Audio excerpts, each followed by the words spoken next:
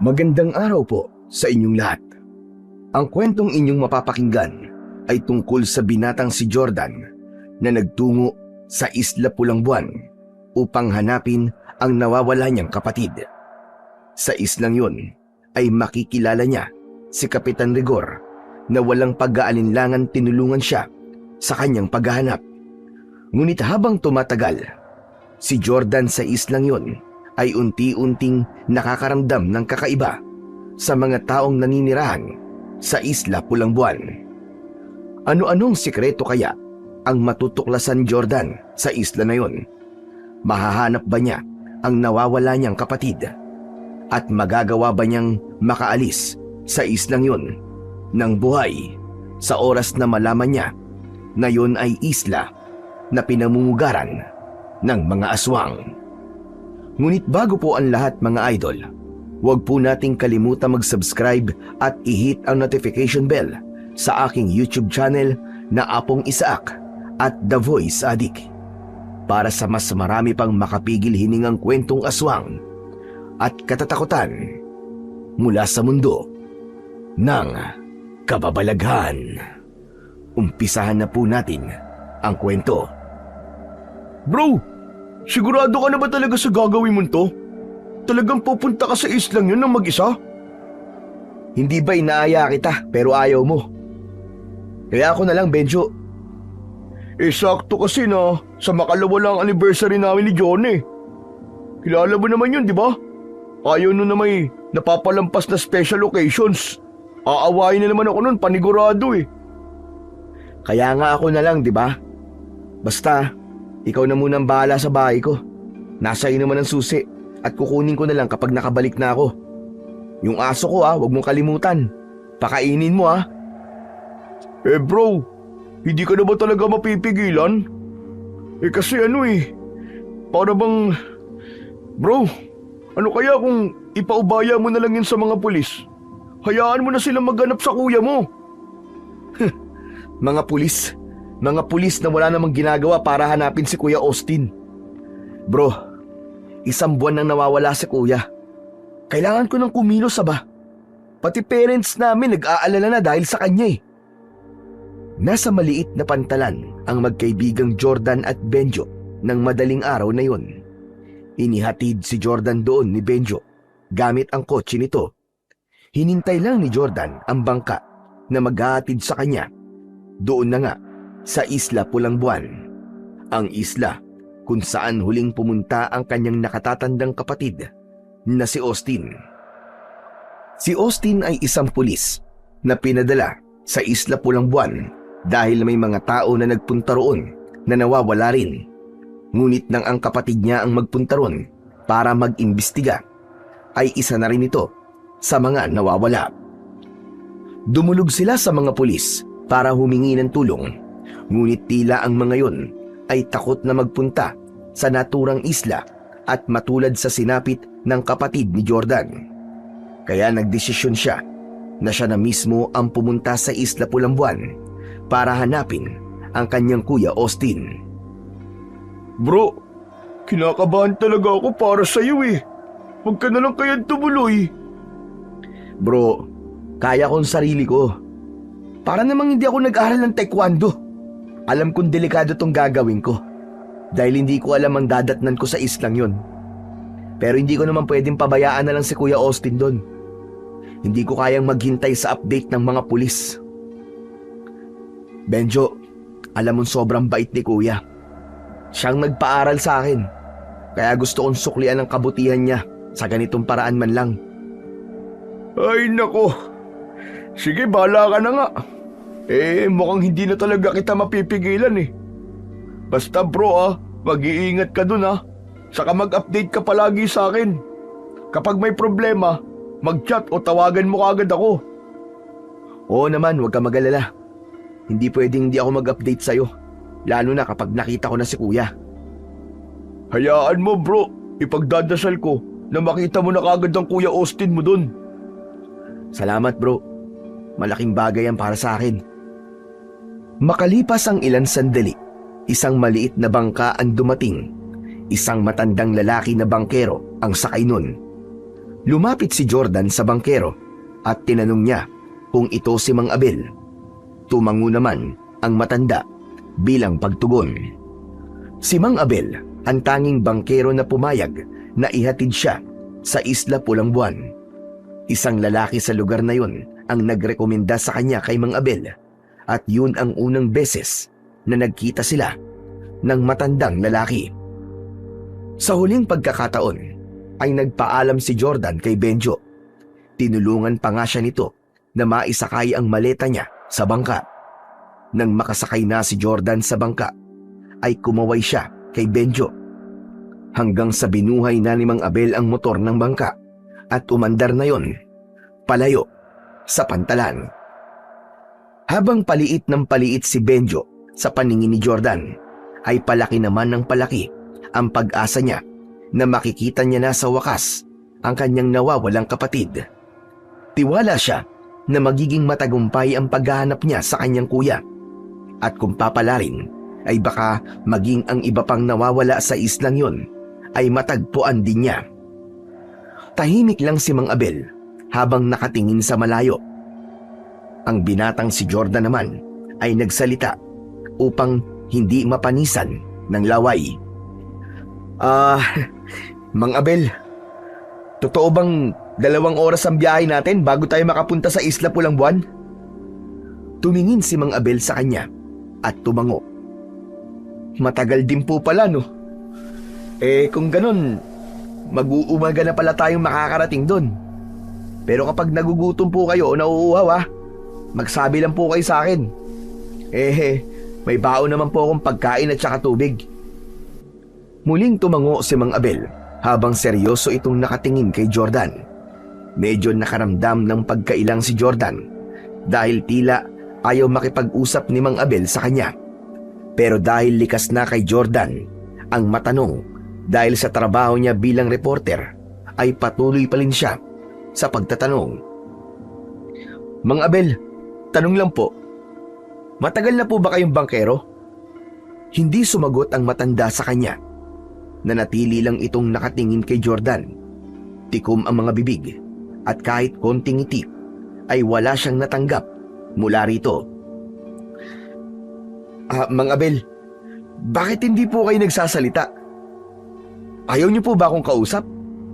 Para po kayong pipi niyan eh. Mas naging matiim ang titig ni Mang Abel kay Jordan. Bahagya siyang kinabahan dahil doon. Hanggang sa marahang ibinuka ni Mang Abel ang bibig nito at nanlaki ang mga mata niya nang malaman na putol pala ang dila ng matanda. Para siyang kinain ng lupa. Hiyang-hiya siya dahil sa huli niyang sinabi. Naku, pasensya na po, sorry po Mang Abel. Hindi ko naman po alam na pipi po talaga kayo. Sana po hindi po kayo na-offend sa sinabi ko kanina. Pasensya na po talaga. Dahil sa kahihiyan, ay mas pinili na lang ni Jordan ang manahimik. Pinagsawa na lang niya ang kanyang mata sa napakalawak na karagatang nakapaligid sa kanila. Isang malalim na paghinga ang pinakawalan niya. Tahimik siyang nagdasal na sana ay buhay pa niyang makikita ang kanyang kapatid. Ngunit kahit may ilang nagsabi na patay na ang kapatid niya, ay hindi siya naniniwala roon. Nararamdaman niya na buhay pa ito at sigurado siya na aalis siya sa Isla Pulang Buwan na kasama ang kanyang kuya Austin. Matapos ang 2 oras na biyahe sa dagat gamit ang bangka, ay natanaw na sa wakas ni Jordan ang isang isla. Pahabayon at maraming puno. Sumisilip na ang araw sa silangan, kaya kahit paano ay may liwanag na sa paligid.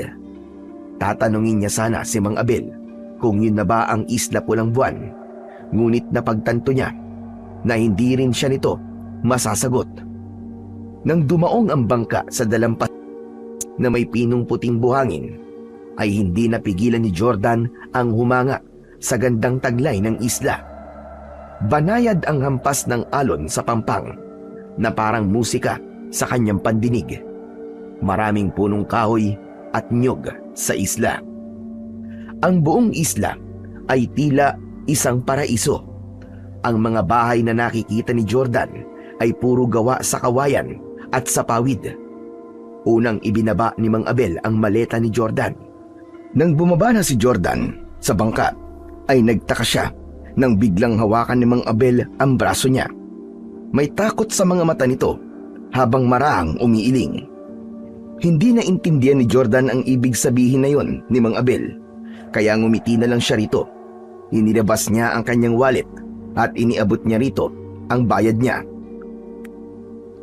Nako Mang Abel, munti ko na makalimutan ang bayad ko sa inyo. Dinagdagan ko na po yan ha. Basta balikan niyo po ako rito sa susunod na linggo. Ganitong oras din po. Maraming salamat po Mang Abel. Tinapik ni Jordan ang balikat ng matanda, pero hindi pa rin ito binitiwan ang braso niya na para bang pinipigilan siya nito. Mang Abel, okay na po, salamat po.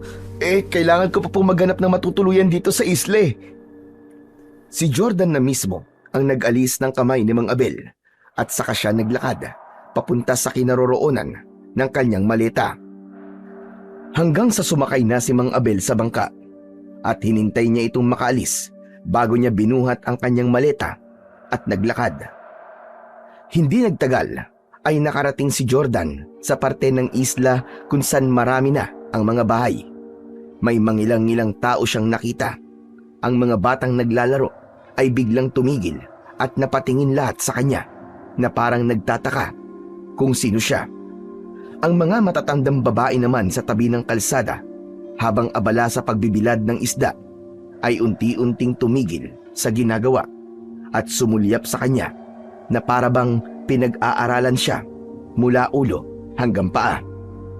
Sa bawat bahay na kanyang nadaraanan ay may mga taong nakasilip sa bintana na halatang sa kanya nakatingin. Pambihira na yan.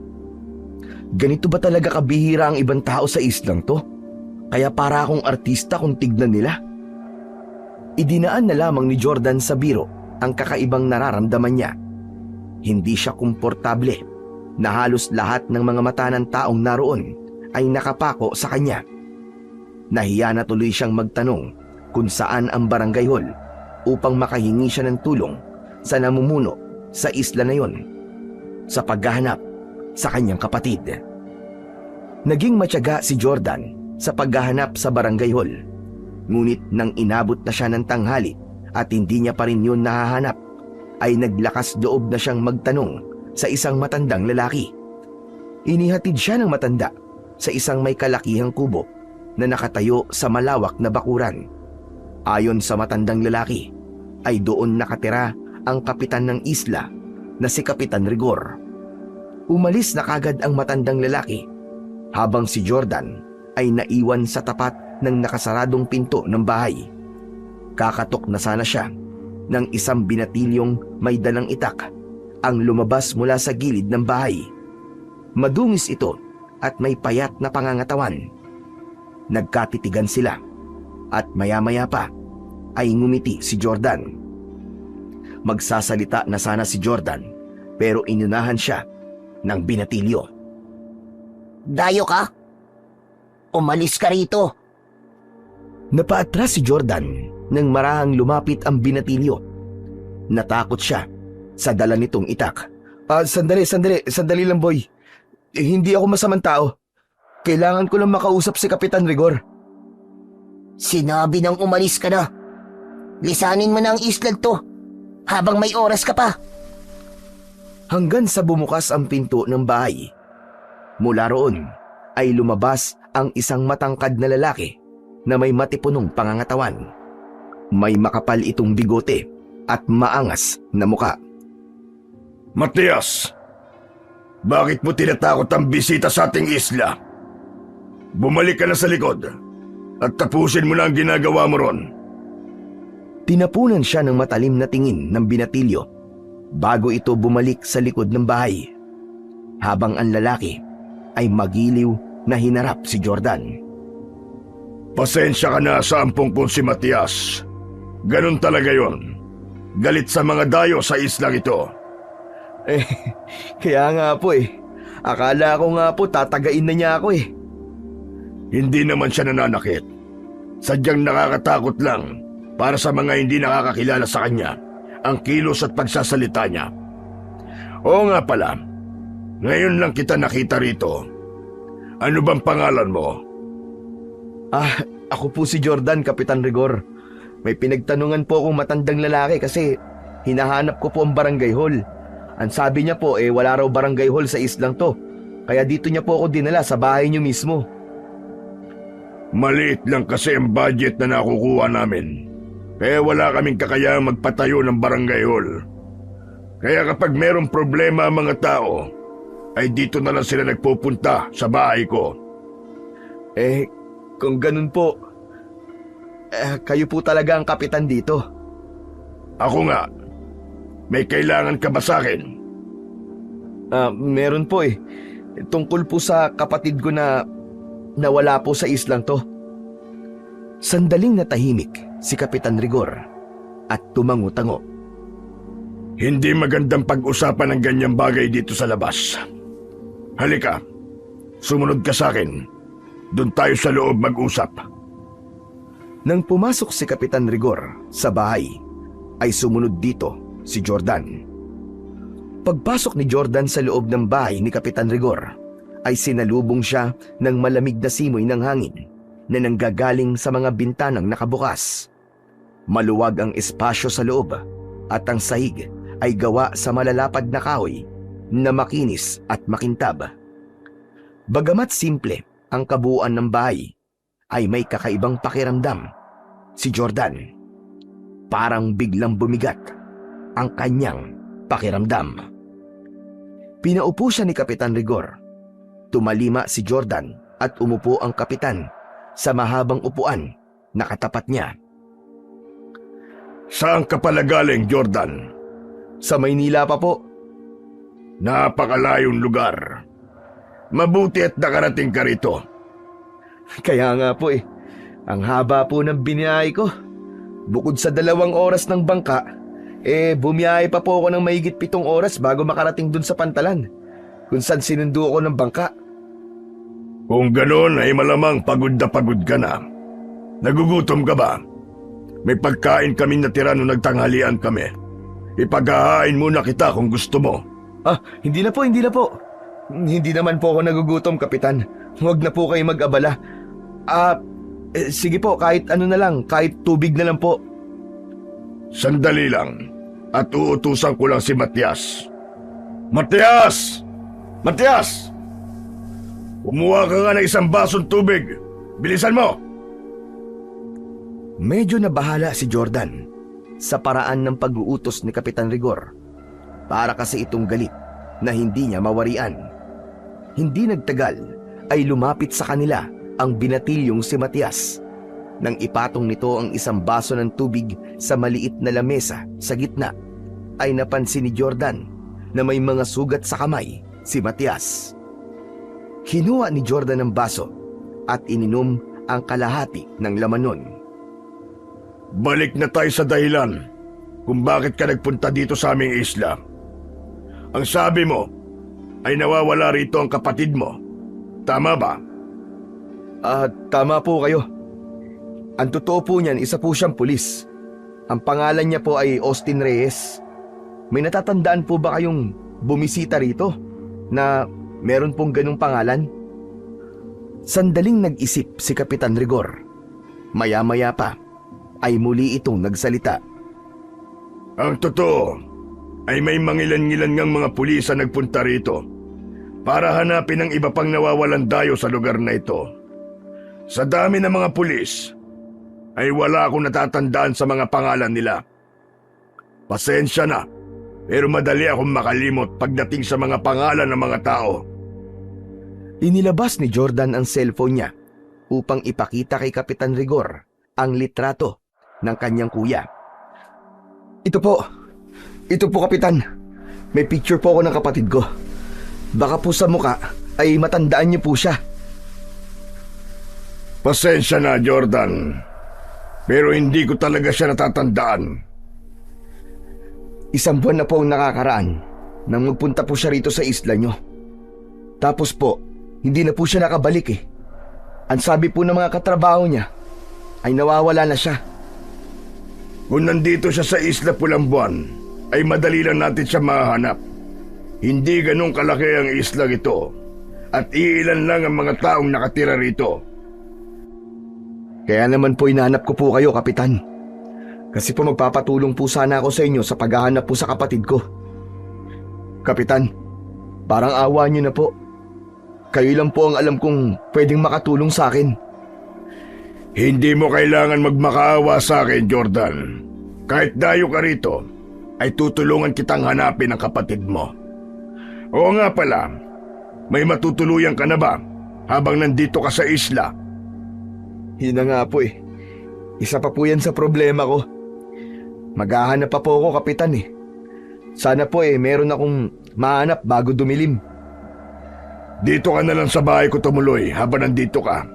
Bukas ang tahanan ko para sa mga dayong kagaya mo. Po? Sigurado po ba kayo, Kapitan? Sigurado ako, Jordan. Saka wala ka rin mahanap na matutuluyan dito sa isla. Wala ritong resort o kaya ay hotel. Ang totoo, ay plano sana naming palawigin ang turismo dito sa isla.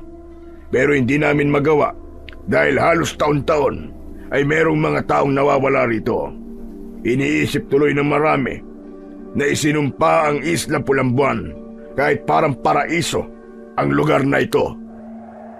Tinang-ayunan naman ni Jordan ang sinabi na yon ng Kapitan. Tunay nga na malaparaiso ang Isla Pulambuan. At sigurado siya na dadagsa roon ang mga turista kung wala lang nakakabit na misteryo sa islang yon. O paano, iho? Dito ka na muna tumuloy sa bahay ko. Sige po. Maraming salamat po talaga, Kapitan. 1 linggo lang naman po ako rito. Kapitan, magkano po pala ang dapat kong bayaran? Iho, hindi hotel ang bahay ko para magbayad ka. Libre lang ang tulong ko na to sa'yo. Pero Kapitan, nakakahiya naman po. Huwag ka nang mahiya. Isipin mo na lang na bisita ka namin. Halika na.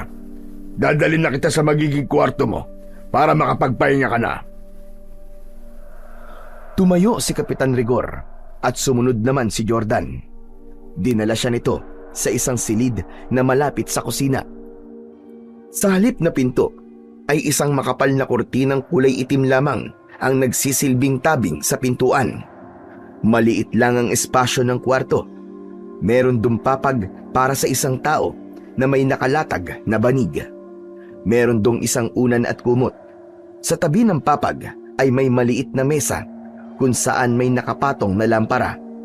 Sa gawing kaliwa ng kwarto ay may maliit na bintanang kawayan. Pasensya ka na at maliit lang ang bakanting kwarto dito sa bahay ko. Nako Kapitan, ayos na po ito. Kahit maliit po, mukhang maaliwalas naman po eh. Siya nga pala, walang kuryente dito sa isla ha. Kaya kapag gabi na, ay sindihan mo na lang yan lampara. Wala kaming aircon o kahit electric fan. Pero huwag ka mag-alala.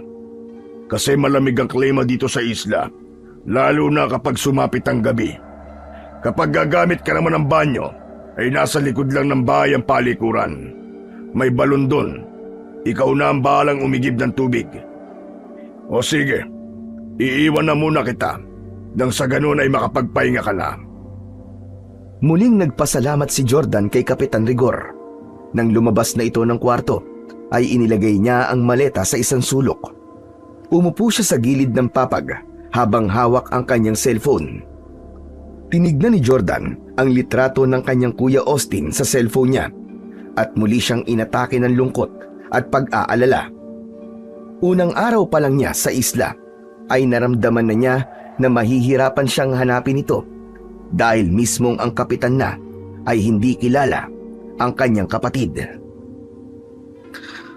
Huwag ka mag-alala, kuya. Hahanapin kita at hindi ako papayag na hindi kita kasamang uuwi sa bahay ni na mama at papa. Ipinatong ni Jordan ang cellphone sa tabi ng lampara at humiga na siya. Dahil sa labis na pagod ay mabilis siyang nakatulog. Madilim na nang magising si Jordan. Ang plano niya sana ay idlip lang ang gagawin niya. Ngunit dahil sa presko sa silid na kinaroroonan niya, ay napasarap ang kanyang pagtulog. Bumangon siya at kinuha ang kanyang cellphone. Gamit ang flashlight ng cellphone, ay hinanap niya ang posporo at sinindihan niya ang lampara. Bumaha sa kwarto ang malamlam na liwanag. Sa paglabas niya sa kwarto, ay nakita niya na nasa kusina sina Kapitan Rigor at Matias. Nakaupo ang mga yon sa may hapagkainan. Sa gitna ng lamesa ay merong lampara. May nakahain doon na mainit na kanin at adobong baboy. Gising ka na pala, Jordan. Halika, kumain na tayo. Kanina ka pa namin hinihintay ni Matias. Hindi niyo na po ako dapat hinintay. Nauna na po sana kayong kumain. Hindi yun pwede. Kapag may bisita kami dito, ay dapat kasabay namin kakain. Sige na, maupo ka na. Matapos umupo ni Jordan, ay nagsimula na silang kumain. Habang kumakain, ay lihim na pinagmasdan ni Jordan sina Kapitan Rigor at Matias. Napansin niya na halos hindi makakilos ng maayos si Matias dahil palagi itong pinupuna ng kapitan. Nang medyo napalakas ang pagmuya ni Matias, ay sininghalan ito ni Kapitan Rigor. Ayusin mo ang pagmuya mo, Matias. Para kang baboy. At saka bakit nagkakamay ka? Gumamit ka ng kutsara at tinidor. Walang imik na kinuha ni Matias ang kubyertos sa tabi ng plato nito at nagpatuloy sa pagkain. Hindi pa ubos ang kanin ni Matias, pero kukuha na naman sana ito at napagalitan na naman ito ni Kapitan Rigor. Para kang patay gutom, Matias. Ubusin mo nga muna yung kanin mo bago ka kumuha ulit. Nakayukong binitiwan ni Matias ang sandok para sa kanin. Napakunot noon naman si Jordan. Hindi niya maiwasang mabahala sa paraan ng pakikitungo ni Kapitan kay Matias. Kapitan, baka po pwedeng pabayaan na lang po natin si Matias sa kung paano po siya kumain. Alam mo, Jordan, tinuturuan ko yang si Matias ng tamang pagkilos. Ayoko namang isipin ng mga bisita namin na porkit kami taga-isla lamang ay wala na kaming alam sa tamang pagkilos, lalong-lalo na sa harap ng hapagkainan. Pero, Kapitan, bata pa naman po siya. Sigurado po ako na matututo rin po siya habang lumalaki siya. 15 anyos na yang si Matias, kaya hindi na yang bata. Isa pa, parang walang urbanidad ang batang yan ng inampun ko. Mabuti nga at kahit paano ay nagkakaroon na ng magandang asal. Hindi na nakipagtalo pa si Jordan at muling bumalot ang katahimikan sa harap ng hapagkainan. Tanging ang kaluskos ng kutsara at tinidor ang maririnig, habang sa labas ay humahampas naman ang banayad na simoy ng hangin sa mga dingding ng bahay. Pinilit na lamang ni Jordan na kumain, kahit ang totoo ay nawalan na siya ng gana dahil sa nakita niyang pagtrato ni Kapitan Rigor sa batang si Matias. Matapos ang hapunan, ay dinala na ni Matias ang mga pinagkainan sa likod ng bahay upang hugasan sa may tabi ng balon. Dahil wala naman siyang ginagawa, ay naisipan ni Jordan na tulungan ito. Sinundan niya si Matias at yumukod siya sa tabi nito. Ano pang ginagawa mo rito? Di ba sinabi ko na sa'yo na umalis ka na? Tutulungan kita magugas, Matias. Naiinip kasi ako eh. Hindi yan ang ibig kong sabihin. Dito sa isla, umalis ka na. Matias, hindi ako pwedeng umalis dito. Kailangan kong hanapin ang kuya ko.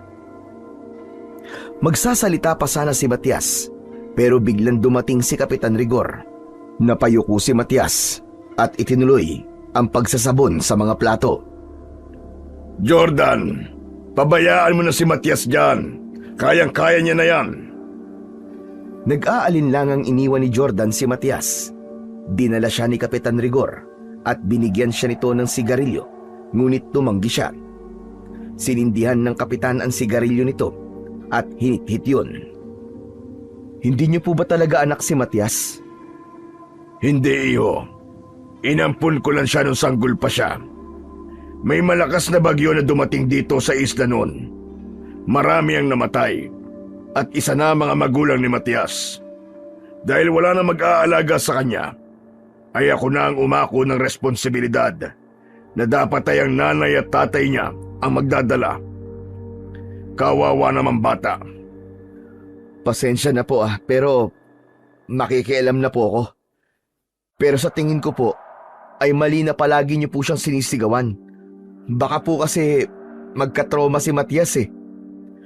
Kailangan niyang maging matapang at matatag. Dahil kapag lumaki siya, ay siguradong hindi lang dito sa isla iikot ang mundo niya. Kung ngayon pa lang ay balat sibuyas na siya, sa pagsigaw-sigaw ko, ay wala siyang mararating pagdating ng panahon. Nang maubos na ni Kapitan Rigor ang sigarilyo, ay basta na lang itong itinapon sa lupa at nauna na itong pumasok sa loob ng bahay. Habang si Jordan naman ay nanatili roon. Mula sa bulsa nito ay inilabas niya ang kanyang cellphone. May isang baraan signal niya at alam niyang sapat na yon para matawagan niya ang kaibigang si Benjo. Ngunit nang pipindutin niya na ang call button ay may nakita siyang dalawang babae at isang lalaki na papalapit sa kanya. Kinilabutan siya dahil kakaiba ang itsura ng mga yun. Mabalasik ang mga muka ng tatlo at namumula ang mga mata. Lumalabas mula sa bibig ng mga yun ang malapot na laway. Nakabuka ang kamay ng tatlo at mas lalo siyang natakot dahil sa matutulis na kuko na meron ang mga yun. Napaatras si Jordan dahil nakaramdam siya ng panganib. Sino kayo? Teka, bakit ganyan ang mga itsura nyo? Pag-angil lang ang nakuwang sagot ni Jordan sa tatlo. Patuloy pa rin ang mga yun sa marahang paglapit sa kanya. Hanggang sa lumabas si Kapitan Rigor at ito ang humarap sa tatlo. Hoy, kayong tatlo! Umalis kayo rito at huwag niyong ginugulo ang aking bisita. Alis! Umuwi na kayo sa inyong mga bahay! Tila takot na tumakbo nang mabilis ang tatlo palayo. Kahit paano ay nakahinga ng maluwag si Jordan. Nang humarap sa kanya si Kapitan Rigor, ay agad niya itong kinausap. Pambihira! Huh! Nakakatakot naman po yung tatlong yun, Kapitan. Bakit po ganun ang itsura nila? Para silang mga halimaw. Halimaw? Normal lang naman ang mga mukha nila. Hindi po, Kapitan. Yung mukha po nila parang lukot. Tapos ang tutulis pa po ng mga kuko nila. Tapos ang mata, ang pupula. Napailing si Kapitan Rigor, sabay tawa. Hay nako, Jordan. Mukhang pagod ka pa yata sa biyahe mo papunta rito sa Isla Pulambuan. Dahil kung ano-ano nakikita mo eh. Normal lang ang mga itsura nila. May mga ilang tao lang talaga dito sa isla na natutuwa kapag may dayo at wala silang ibang gagawin kundi ang kausapin ka at piliting kanila magkwento ng kung ano-ano tungkol sa syudad. Pinalis ko na sila kasi alam kong ganun nga ang gagawin nila sa'yo. Pero Kapitan, sigurado po ako sa nakita ko kanina. Jordan, sa tingin mo ba ay lolokohin kita? Sige na, matulog ka na at magpahinga para umayos na yung paningin mo. Sige po, Kapitan. Baka nga po tama kayo. Baka nga po pagod lang to. Naguguluhan na pumasok si Jordan sa bahay at dumiretso sa kanyang kwarto. Pagkahiga niya sa papag ay napatitig siya sa kawalan habang iniisip kung namalikmata lang ba siya o totoong mga halimaw ang mga taong nakita niya sa labas kanina. Nakatulog na lang siya nang hindi nahahanap ang kasagutan sa gumugulo sa kanyang isipan. Kinaumagahan ay maagang nagising si Jordan. Pagkalabas niya ng silid, ay nadatnan niyang gising na rin si Kapitan Rigor at Matias. Matapos ang almusal, ay inaya si Jordan ni Kapitan Rigor na hanapin ang kanyang kuya Austin. Nawala na sa isip ni Jordan ang nangyari nung nakaraang gabi dahil ang nasa isip niya ay ang hanapin ang nawawala niyang kapatid. Naglakad sila papunta sa kabahayan at bawat taong nakakasalubong nila ay tinatanong nila at ipinapakita naman ni Jordan ang litrato ng kapatid niya na nasa kanyang cellphone. Nagbahay-bahay din sila pero lahat ng napagtanungan nila ay walang nakakakilala sa kanyang kapatid. Habang patuloy ang kanilang pag-iikot, ay napansin ni Jordan na pasimple at pailalim pa ang tingin sa kanya ng mga tao sa isla. Kahit nakatalikod siya, ay ramdam niya ang napakaraming mga matang nakasunod sa kanya. Pagsapit ng alauna ng hapon, ay umuwi na sina Jordan. Pagod na pagod siyang umupo habang si Kapitan Rigor ay nagtungo sa kusina. Pagbalik nito sa sala, ay inabutan siya nito ng isang baso ng tubig. Tinanggap yun ni Jordan pero hindi niya kagad ininom. Jordan, bukas na tayo magpatuloy sa pagtatanong sa mga tao. May mga kabahayan pa sa dalampasigan na hindi pa natin napupuntahan. Nagtataka lang po ako, Kapitan. Bakit po kahit isa ay walang nakakakilala sa kuya ko? Sigurado po ako na dito po siya nagpunta para mag-imbestiga. Imposible naman po na walang makakaalala sa mukha niya. Alam mo kasi, mainit kami tumanggap ng bisita dito sa isla. Pero ang buhay namin ay nakatuon pa rin sa mga gawain namin. Marami kaming kailangang gawin para may maihain kaming pagkain sa aming mesa. Kaya madalas ay nakakalimutan na namin ang mukha at pangalan ng mga taong dumadayo dito. Parang gusto ko na po tuloy mawalan ng pag-asa. Kung walang nakakakilala kay kuya, ay mahihirapan po tayong mahanap siya o malaman po kung ano nangyari sa kanya. Huwag kang mawalan ng pag-asa, Jordan. Maging matyaga ka lang. Kapag wala talaga siya rito sa isla, ay tutulungan kitang hanapin siya sa mga isla na medyo malapit dito. Nako, maraming salamat po, Kapitan, ngayon pa lang. Napakabuti niyo po sa akin. Kung wala po kayo, hindi ko po alam kung paano sisimulan ang paghahanap sa kapatid ko. Sinabi ko naman sa'yo, di ba? Tutulungan kita. Hindi kita maaaring pabayaan dahil bilang bisita ka sa aking bahay, ay responsibilidad kita kahit paano. Hindi napigilan ni Jordan ang pagsilay ng matamis na ngiti sa kanyang labi. Labi siya nagpasalamat sa Diyos dahil naniniwala siya na ang nasa itaas ang gumawa ng paraan upang magtagpo ang landas nila ni Kapitan Rigor. Sa mga sumunod na 2 araw ay halos hindi na nagpahinga si Jordan. Umaga pa lang ay naglalakad na siya sa bawat sulok ng Isla Pulang Buwan. Hindi na siya nasamahan ni Kapitan Rigor sa pangatlong araw ng paghahanap dahil sa may mga kailangan itong gawin. Isa-isa niyang nilapitan ang lahat ng bahay. Kumatok siya sa bawat pinto at ipinakita ang litrato ni Austin sa kanyang cellphone. Ngunit paulit-ulit lamang ang naririnig niyang sagot sa mga tao. Hindi kilala ng mga yun ang kapatid niya. Matapos ang mahabang araw ng paghahanap, ay naupo si Jordan sa ilalim ng isang punong malapit sa baybayin habang hawak ang kanyang cellphone. Tinititigan niya ang larawan ng kanyang kuya Austin. Kuya, sana magpakita ka na sa akin.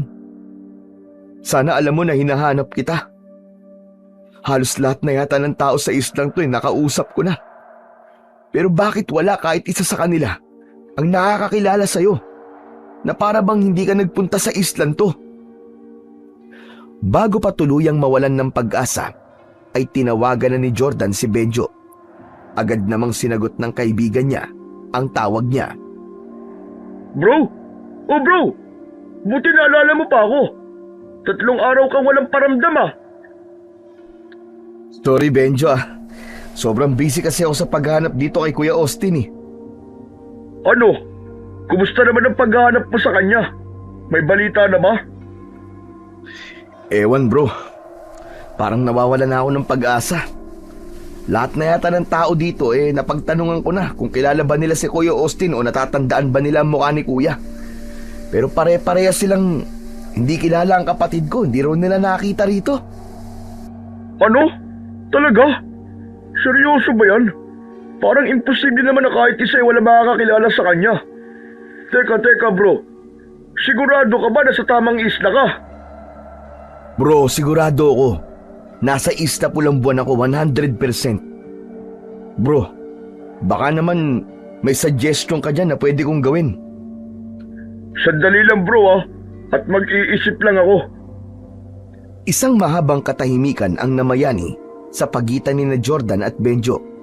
Makalipas ang ilang segundo ay muling nagsalita si Benjo. Bro, kung hindi siya kilala ng mga tao dyan, ano kaya kung hanapin mo siya sa iba pang parte ng isla? Meron ba diyang mga gubat o bundok? Meron bro.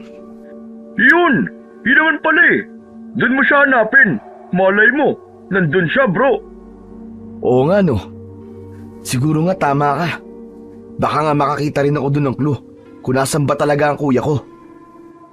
May mga sasabihin pa sana si Benjo pero nagsimula nang maging choppy ang linya. Nang tignan ni Jordan ang signal ng cellphone niya, ay nakita niya na mahina na yun. Nais pa sana niyang makausap ng matagal si Benjo, pero napilitan na siyang tapusin ang tawag dahil hindi niya na ito maintindihan. Hindi na siya nagtagal sa kinauupuan niya. Tumayo na siya at nagsimulang maglakad patungo sa bahay ni na Kapitan Rigor. Pagdating ni Jordan sa bahay ng kapitan, ay tanging si Matias ang naabutan niya roon. Abala ang binatilyo sa pagbubungkal ng lupa sa gilid ng bahay kung saan nakatanim ang iba't ibang gulay. Sandaling napahinto si Matias nang makita siya. Matalim ang tingin nito sa kanya na parabang may nagawa siyang malaking pagkakamali rito. Simula nang dumating sa islang yun si Jordan, ay hindi pa siya nagkaroon ng pagkakataon na makausap ng maayos si Matias.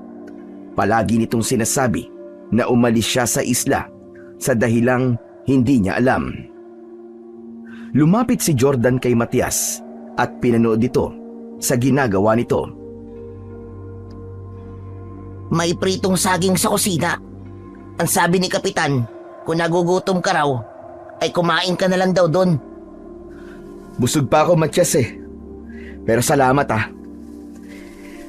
Matias, may tatanong sana ako sa iyo Gusto ko yung totoong isasagot mo Bakit sa tuwing nagkakausap tayo ay palagi mo sinasabi sa akin na umalis na ako dito sa isla? Muling huminto si Matias sa pagbubungkal ng lupa. Umangat ang mukha nito at diretsong tumingin kay Jordan. Gusto mo ba talagang malaman ang totoo? Kung hindi ka aalis sa islang to, bago sumapit ang susunod na pulang buwan, ay magagaya ka sa iba pang dayo na nagpunta rito. At hindi ka na makakaalis ng buhay. Ang kapatid mo, wala na siya. Patay na siya. Pinatay siya ng mga tao dito sa isla. Hindi kami tao. Lahat kami na narito ay mga aswang. May kilabot na gumapang sa buong katawan ni Jordan sa sinabi ni Matias. Napakaseryoso ng mukha nito na parabang totoo ang mga salitang lumabas sa bibig nito. Hindi nagtagal ay mahinang tumawa si Jordan. Ano? Lahat kayo rito mga aswang? Oo, pati si Kapitan Rigor. Aswang din siya. Siya ang supremo o leader ng mga aswang sa Isla Pulang Buwan. Ilang gabi na lang at sasapit na ang pulang buwan. Doon kanila papatayin para gawing alay. Kaya sinasabi ko sa'yo, umalis ka na rito. Pero Matias, hindi ako pwedeng basta umalis na lang dito nang hindi ko nalalaman ang nangyari sa kapatid ko at kung nasan siya. Saka pasensya ka na. Pero hindi ako naniniwala sa mga aswang, Matias. Alam ko na hindi mo gusto na narito ako. Kaya siguro'y gumagawa ka ng kwento para umalis ako. Pero kahit na anong pananakot ang gawin mo, ay hindi mo ako mapapaalis, Matias. Ano ka ba? Totoo sinasabi ko sa'yo. Kailan ka pa maniniwala? Kapag huli na ang lahat? Kapag ikaw naman ang pinatay? Matipid na ngumiti si Jordan sa binatilyo. Para sa kanya ay wala nang saysay ang makipag-usap pa rito dahil kung ano-ano na ang lumalabas sa bibig nito. Iniwanan na niya si Matias. Nagtungo na siya sa kwarto niya upang ipahinga ang katawan niyang pagod sa maghapon na paghahanap sa kanyang kapatid. Labis na nabahala si Jordan sa mga sinabi sa kanya ni Matias. Kaya kinabukasan, habang kasama niya si Kapitan Rigor sa pag-iikot sa isla upang hanapin ang kanyang kuya, ay ipinaalam niya kay Kapitan Rigor ang mga sinabi sa kanya ni Matias nung nakaraang araw. Lahat ng sinabi ni Matias, gaya ng lahat ng tao sa islang yun, ay aswang. At mamamatay siya kapag hindi siya umalis bago sumapit ang pulang buwan, ay sinabi niyang lahat sa kapitan. Malakas na tumawa si Kapitan Rigor. Sinabi niya yon. Siraulo talaga tong Matias na to. Huwag kang maniwala kay Matias. Sinungaling ang batang yon, Jordan. Alam mo ramdam ko kasi na ayaw kanya na nakatira sa bahay ko. Kaya kung ano-anong kasinungalingan na lamang ang sinasabi niya para takutin ka. Gusto niya siguro na umalis ka na rito sa isla. Yun na nga rin po ang naisip ko, Kapitan eh. Hindi po ako manhid para hindi maramdaman ang mabigat na loob ni Matias sa akin. Saka kung aswang kami, hindi ba dapat nung unang gabi mo pa lang dito ay pinatay ka na namin? Tama po kayo. Isa pa, hindi po kasi ako naniniwala sa mga aswang-aswang eh. Alam ko po nakatang-isip lang sila para gawing panakot po sa mga bata.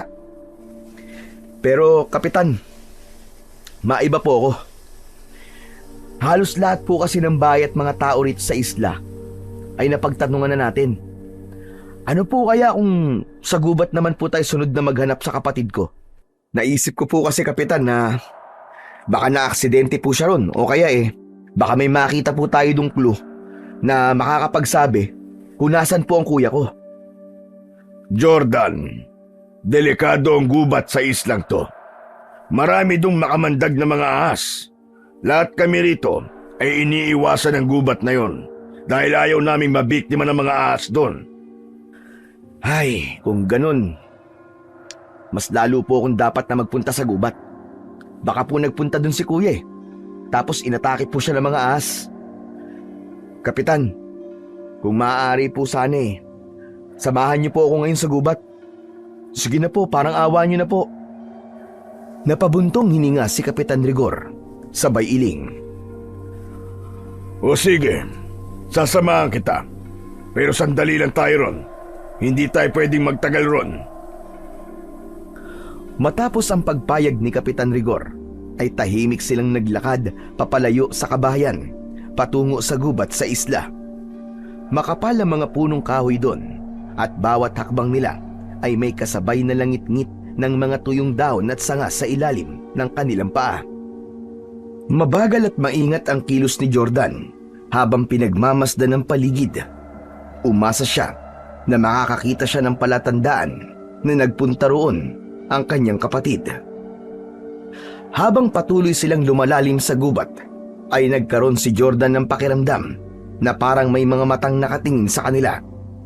Makalipas ang ilang minuto, ay nakita ni Jordan sa unahan nila ang isang napakalaking puno ng balete. Napakaraming baging ang nakalaylay mula sa matataba nitong mga sanga.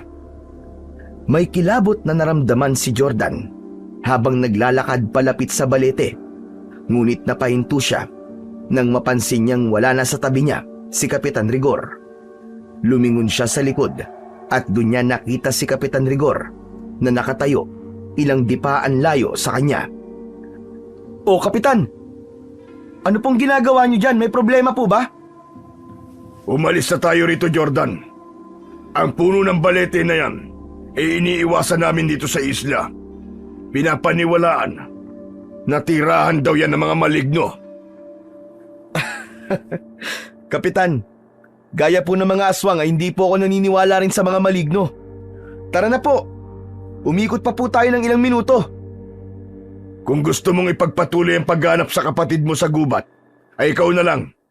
Kailangan ko nang umalis dito dahil may mga kailangan pa akong gawin. Pero Kapitan, hindi na nagawa pang tapusin ni Jordan ang kanyang sasabihin dahil tumalikod na si Kapitan Rigor at nagmamadaling naglakad palayo na para bang takot na takot ito. Sandaling tinignan ni Jordan ang puno ng balete na sa palagay niya ay ilang taon nang nakatayo roon base sa laki at itsura nito.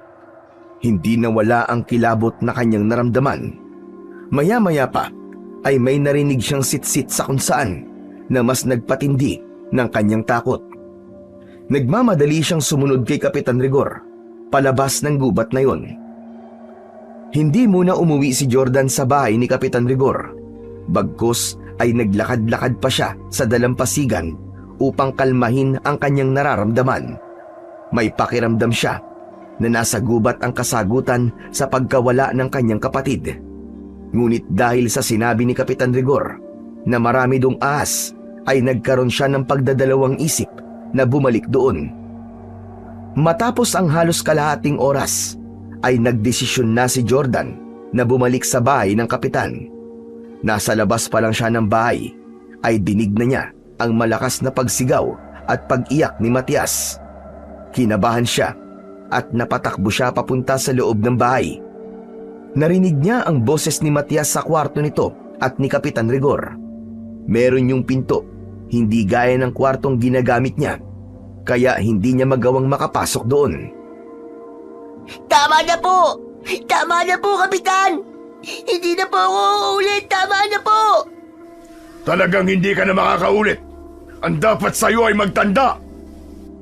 Napapitlag si Jordan nang marinig niya ang malakas na pagpalo ng kung anong bagay sa katawan ni Matias. Hindi na niya napigilang kumatok ng sunod-sunod sa pinto ng kwarto. Kapitan! Kapitan, tama na po yan! Nasasaktan po ang bata, tama na po! Huwag kang makialam dito, Jordan. Hayaan mo kung disiplinahin ang batang ito. Pero Kapitan, marami pong paraan para sa pagdidisiplina ng bata. Hindi mo siya kailangan saktan.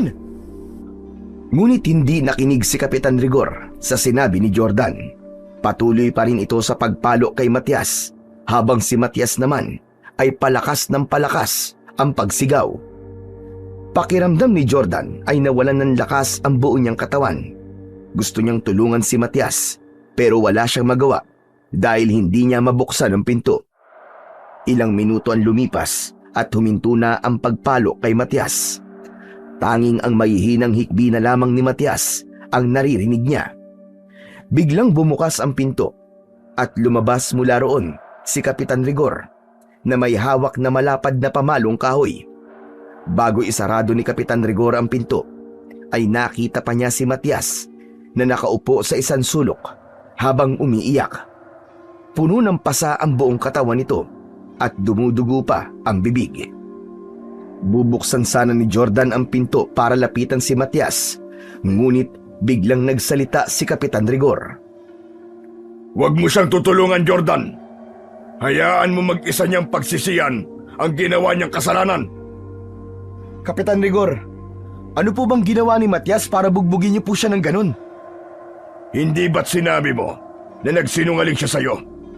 Yung sinabi niya na lahat ng tao sa isla, kasama na ako, ay mga aswang? Natigilan si Jordan na konsensya siya nang mapagtanto niya na kasalanan niya pala kung bakit binugbog ang batang si Matias.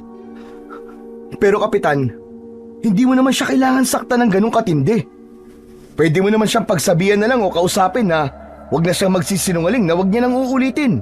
Sa ginagawa niyo pong pananakit sa kanya, baka magrebelde po siya at mas lalo kayong mahirapan na pasunurin siya.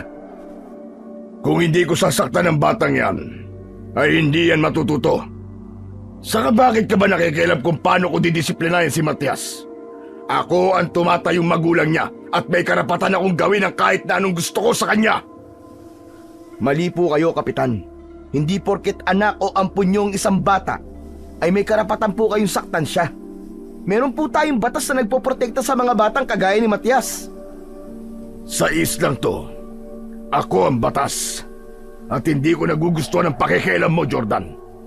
Hindi porket pinatuloy kita rito sa aking bahay, ay may karapatan ka ng makialam sa akin. Kung gusto mong manatili pa sa islang ito, at ituloy ang paghanap sa kuya mo, ay matuto kang sundin ang batas ko. Nagkakaintindihan ba tayong dalawa?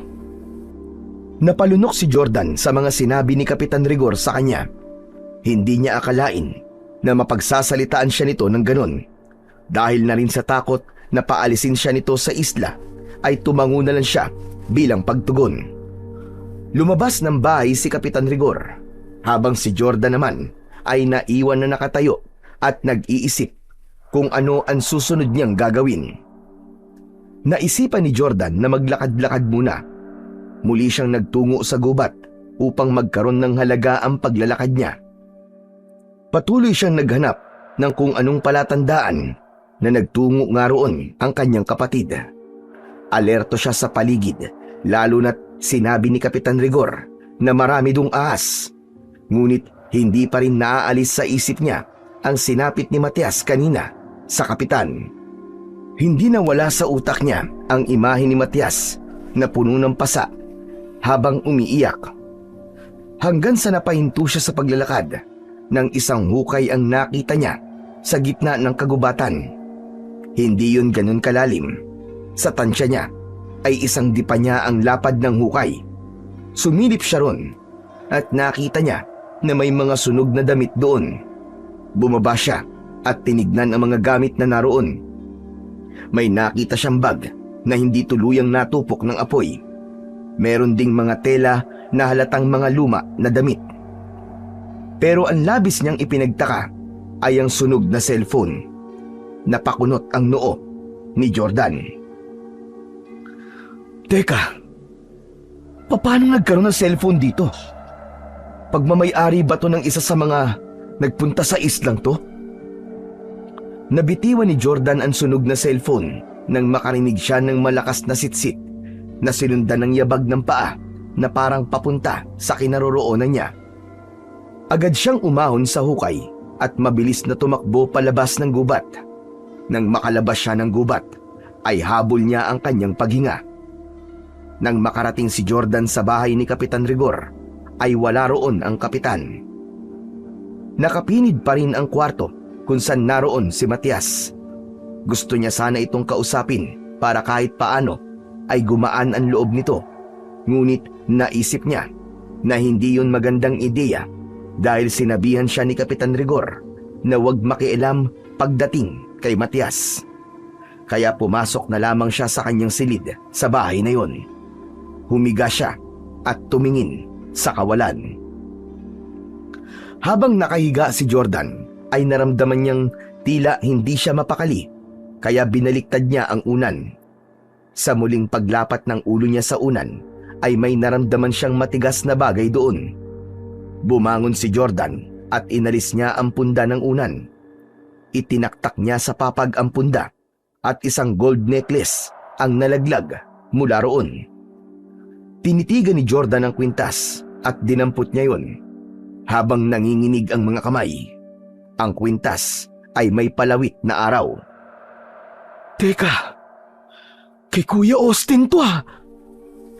Hindi maaaring magkamali si Jordan. Sa kuya niya ang kwintas na yon. Binili yun ng kanyang kapatid para sa sarili nito nung nagsisimula pa lamang itong magtrabaho. Tinignan niya ang palawit na araw at doon niya tuluyang nakumpirma na sa kapatid niya nga ang kwintas na yon dahil nakaukit sa likod ng pendant ang inisyal ng pangalan at apelyido ni Austin. Buong katawan na ni Jordan ang nanginig. Naalala niya ang mga sinunog na gamit na nakita niya sa gubat. Paano to napunta rito? Kung ang sabi ni Kapitan Rigor ay hindi niya kilala si Kuya Austin. Ibig bang sabihin, nagsisinungaling lang siya? Napalunok si Jordan. Kasunod nun ay humahango siyang lumabas ng kwarto at kinatok ang pinto ng silid na kinaroroonan ni Matias. Matias! Matias, buksan mo ang pinto! May kailangan akong itanong sa'yo! Walang sumagot mula sa loob, kaya muling kinatok ng malakas ni Jordan ang pinto. Matias! Matias, buksan mo to! May kailangan kang sagutin ng mga tanong ko! Matias! Ngunit nanatiling nakapinid ang pinto. Hindi na nagpumilit pa si Jordan. Tumalikod na siya para hanapin si Kapitan Rigor at kumprontahin. Ngunit nang nakatalikod na siya, ay narinig niya ang pagbukas ng pinto. Muli siyang humarap at nakasilip na si Matias sa pinto habang matiim na nakatingin sa kanya. Pumasok si Jordan sa silid at isinarado niya ang pinto. Siniguro niyang nakakandado yon. Bumalik si Matias sa isang sulok at doon naupo habang nakayakap sa mga tuhod. Nilapitan ni Jordan ang binatilyong hindi makatingin ng diretsyo. Lumuhod siya sa harapan nito at ipinakita niya ang kwintas ng kanyang kuya. Matias, sa kuya ko ang kwintas na to. Bakit nakita ko to sa kwartong ginagamit ko? Paano to napunta ron? Kung ang sabi ni Kapitan Rigor ay hindi niya kilala ang kuya ko. Hindi mo pa rin ba nakukuha hanggang ngayon? Nagsinungaling lang si Kapitan Rigor sa'yo. Hindi lang siya nagsisinungaling, kundi ang lahat ng tao dito sa baryo. Ano? Anong ibig mong sabihin? Hindi ko pwedeng makalimutan si Sir Austin. Napakabait niya sa akin. Ibinigay pa nga niya sa akin ang kwintas din eh.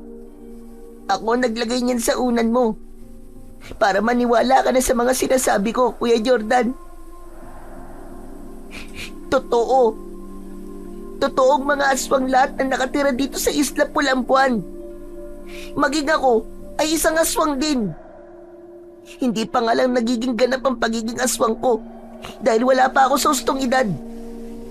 Hindi ko alam, pero tutol ako sa pagpatay nila sa mga tao para gawing alay sa pagdating ng Pulambuan. Hindi kaya ng konsensya ko ang tradisyon namin na yun. Anong sabi mo? Teka. Ano ba yung pulang buwan? Sa Bacalawa ay pulang buwan na. Magkukulay pula ang buwan. At tuwing sasapit yun, ay nag-aalay ng isang tao sina Kapitan Rigor. At ikaw, sigurado akong ikaw ang iaalay nila. Napatda si Jordan. Pinag-isipan niya ng gusto ang mga sinabi ni Matias na para sa kanya ay mahirap paniwalaan. Hindi totoo ang mga sinasabi mo. Hindi ako naniniwala sa'yo. Sige nga, paano mo may papaniwanag na nakita mo sa bahay na to ang kwintas ng kuya mo? Nagpunta sa islang to si Sir Austin kasama ang isang antingero dahil may hinala na sila na mga aswangan lang dito. Napatay nila Kapitan Rigor ang antingero bago sumapit ang pulang buwan, kaya inilibing nila yun sa gubat. Si Kuya Austin, ano nangyari sa kanya? Hindi nakapagsalita si Matias sa tanong na yun. Kinabahan si Jordan dahil pakiramdam niya ay hindi maganda ang susunod niyang maririnig. Matias, sumagot ka! Ano nangyari sa kuya ko? Nasaan si Kuya Austin? Nang napatunayan ni na Sir Austin na aswang nga mga nakatira dito sa isla, ay hinarap siya ni na Kapitan Rigor. Sa pagkakaalam ko, naglaban sila dun sa gubat at dun namatay si Sir Austin. Base yun sa narinig ko na kwento ni Kapitan Rigor. Nahulog daw sa bangin ng kuya mo at yun na naging sanhi ng kamatayan niya. Wala nang nasabi si Jordan. Tuluyan nang kumawala ang lahat ng emosyon niya. Galit, pagtataka, puot at kalungkutan. Napahagulgul siya nang malaman niya na patay na ang kapatid niya. Ayaw niyang maging ipokrito. Sumagi na sa isip niya na may posibilidad na baka patay na nga ang Kuya Austin niya. Ngunit malaki pa rin ang paniniwala niya na buhay pa ito at kasama pa niya itong aalis sa islang yun. Hinayaan lang ni Matias na umiyak ng umiyak si Jordan.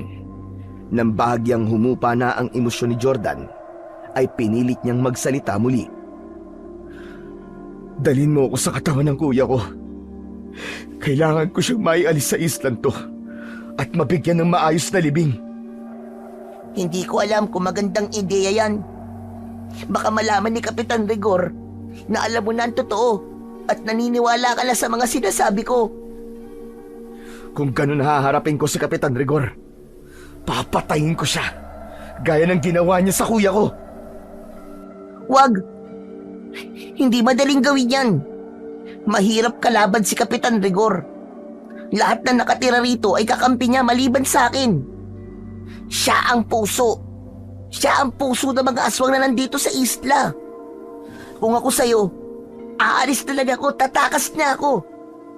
May itinago akong bangka sa kabilang parte ng isla. Malapit yun dun sa may ilog. Pumunta ka ron at gamitin mo ang bangkang yun para umalis. Huwag ka nang bumalik dito at kailangan mong umalis bago sumapit ang pulang buwan. Hindi ako aalis dito nang hindi ko dala ang bangkay ng kapatid ko. At hindi din ako aalis dito nang hindi ko siya naipaghihiganti.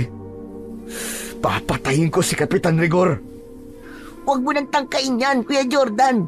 Umalis ka na lang dito, ano ka ba? Seryoso ko, Matias. Seryoso ko. Papatayin ko siya. Papatayin ko si Rigor! Para kay Jordan ay tapos na ang pag-uusap nilang yun ni Matias. Tumayo na siya. Palabas na siya ng pinto nang tawagin siya bigla ni Matias, kaya napahinto siya pero hindi niya ito nilingon. Kung desidido ka na talagang patayin si Kapitan Rigor, tutulungan kita. Ang totoo, siya lang ang kailangan mong patayin. Dahil kapag namatay siya, ay mamamatay na rin ang lahat ng aswang na nandito. Si Kapitan Rigor ang puso ng islang to. Kapag nawala siya, lahat ng nandito ay mawawala na rin. Teka, kapag pinatay ko si Kapitan Rigor, ibig sabihin ay kasama kanyang mamamatay? Tama ka. Pero wag mo nang intindihin yun. Ayoko na rin mabuhay pa. Ayoko nang umabot pa ako sa edad kung saan tuluyan ako magiging aswang at magiging kagaya ako ni na Kapitan Rigor. At kung kailangan mo ang tulong ko, ay sabihan mo lang ako. Tuluyan nang lumabas ng kwartong yun si Jordan. Bumalik siya sa kanyang kwarto at doon ay pinagmasdan niya ang kwintas ng kanyang kuya Austin. Hindi niya napigilang umiyak. Ipinangako niya sa kanyang kuya na papatayin niya si Kapitan Rigor bilang paghihiganti. Pinilit ni Jordan na mag-isip ng pulidong plano kung paano niya papatayin si Kapitan Rigor. Pero dahil sa magulo ang utak niya ng mga sandaling yun, ay hindi siya makapag-isip ng maayos. Ang tanging plano na naisip niya ay ang wag munang ipaalam kay Kapitan Rigor na naniniwala na siya sa mga sinasabi sa kanya ni Matias. Para sa kanya, mas magkakaroon siya ng laban kung hindi alam ni Kapitan Rigor na alam na niya na isa itong aswang at ang lahat ng nakatira sa Isla Pulang Buwan. Pagsapit ng hapunan ay tahimik lamang si Jordan. Kahit gusto niya nang saksakin sa mata si Kapitan Rigor gamit ang tinidor, ay pinigilan niya ang kanyang sarili na gawin yon. Bukas na pala ang kapistahan ng aming isla, Jordan. Sa tingin ko, ay huminto muna tayo sa pagharap sa kapatid mo. Magiging abala ang mga tao rito, lalong-lalo na ako. Hindi magandang araw yon para maghanap ng nawawalang tao. Naiintindihan ko, Kapitan. Isa pa, wala rin akong balak na hanapin si Kuya Austin bukas. Gusto kong magpahinga na muna. Maganda yung naisip mo. Pwede ka rin makisali sa pista namin. Sigurado ko na malilibang ka. Lihim na nagkatinginan sina Jordan at Matias. Matapos yun, ay ibinalik ni Jordan ang tingin kay Kapitan Rigor na walang kaalam-alam sa matalim na tingin niya rito. Sinabi ni Jordan sa sarili na sa gabing yun ay sisiguraduhin niya na mapapatay na niya si Kapitan Rigor. Hindi siya papayag na sisikatan pa ito ng araw bukas. Matapos ang hapunan ay nagtungo si Jordan sa kwarto niya para kunin ang kanyang cellphone. Kinabahan siya nang hindi niya yon makita sa tabi ng lampara. Hinanap niya ang cellphone niya sa kanyang maleta pero wala rin yun doon. Sa pagsilip niya sa ilalim ng papag ay doon niya nakita ang kanyang hinahanap. Laking gulat niya nang makitang basag ang screen ng cellphone niya at hindi na yun nabubuksan. Tumiim ang bagang ni Jordan. Sigurado siya na si Kapitan Rigor ang may gawa nun. Alam niya na nagsisimula na itong kumilos para hindi na talaga siya makaalis sa isla at sa pagsira nito sa cellphone niya ay isang hakbang yun upang mawalan siya ng kontak sa mundo sa labas ng Isla Pulang Buwan. Lumabas siya ng bahay at nagtungo sa likod. Doon siya huminga ng maluwag. Nakita niya si Matias sa tabi ng balon habang naguhugas ng mga pinagkainan. Lumapit siya rito at nagpanggap siya na tinutulungan ito. Matias, binasag ni Rigor ang cellphone ko. Sigurado ako na siyang may gawa nun. Bukas na kasi ang pulang buwan, Kuya Jordan. Naninigurado na siya na hindi ka magkakaroon ng pagkakataon na humingi ng tulong. Mamaya papatayin ko na siya, Matias. Kailangan matapos ng kasamaan niya. Sigurado ka bang kaya mo siyang patayin? Wala akong pagpipilian kundi ang subukang patayin siya. Kapag napatay ko na siya, ay saka ko hahanapin ang katawan ng kapatid ko at aalis na ako sa islang to. Pero Matias, talaga bang ayos lang sa'yo na patayin ko si Rigor? Alam mo ang mangyayari sa'yo kapag nagtagumpay akong gawin yun. Matagal ko nang gustong mamatay si Kapitan Rigor, Kuya Jordan. At handa rin ako mamatay kasama niya para wala na silang mabiktima ng mga tao na nagpupunta sa island to. Hangad ko ang tagumpay mo, Kuya. Mag-iingat ka. Maraming salamat, Matias, ha? Sorry kung hindi kagad ako naniwala sa'yo. Naiintindihan kita, Kuya. Alam ko na mahirap talagang paniwalaan ng kababalagan na nangyayari sa islang to. Lalo na para sa mga taong kagaya mo na lumaki sa syudad. Oo nga pala. Meron ba akong maitutulong sa'yo, Kuya? Sa ngayon wala, Matias. Malaki ang tiwala ko sa sarili ko na magtatagumpay akong patayin mamaya si Rigor. Huminto na sa pag-uusap ang dalawa nang sumilip sa bintana mula sa kusina si Kapitan Rigor. Tumingin ito sa kanila. Nakangiting kumaway si Jordan sa kapitan upang hindi ito makaramdam na may pinaplano siyang masama para dito.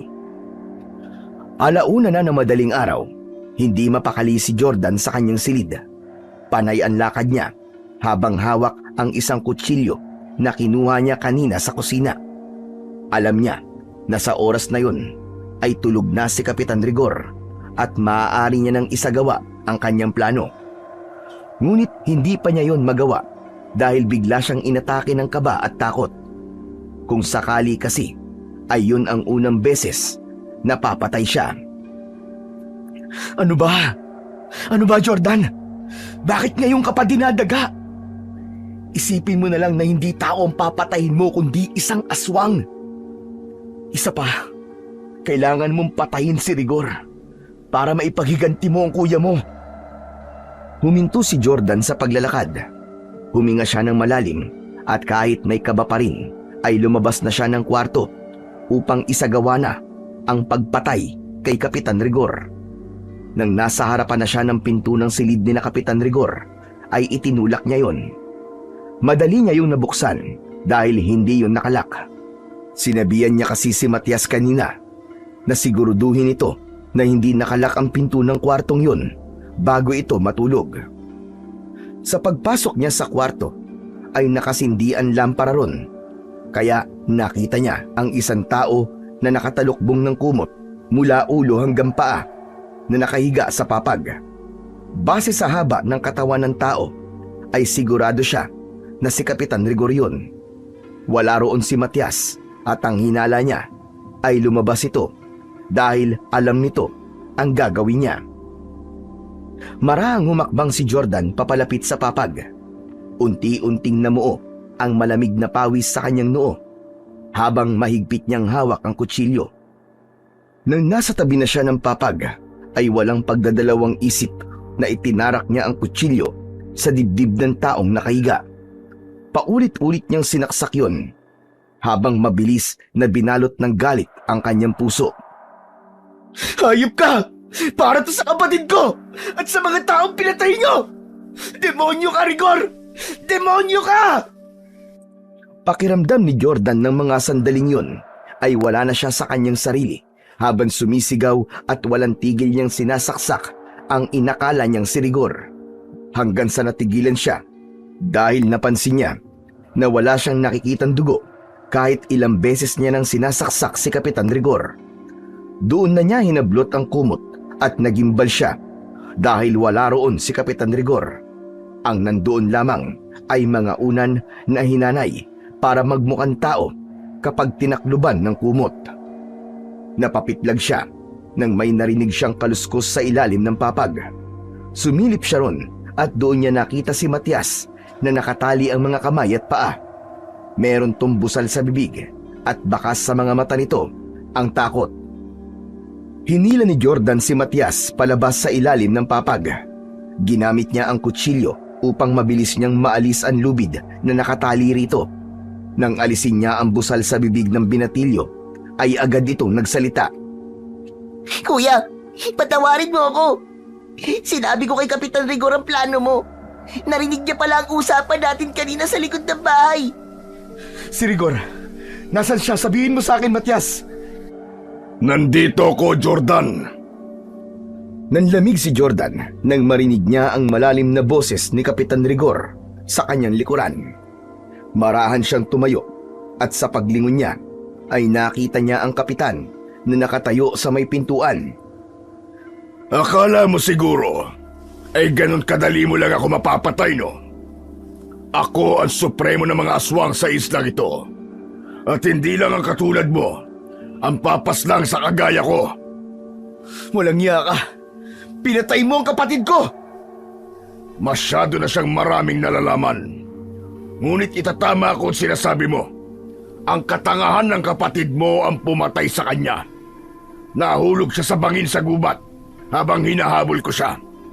Hindi ko nakasalanan yun. Demonyo ka! Pinatay mo pa rin siya! At ngayon, ikaw naman ang papatayin ko!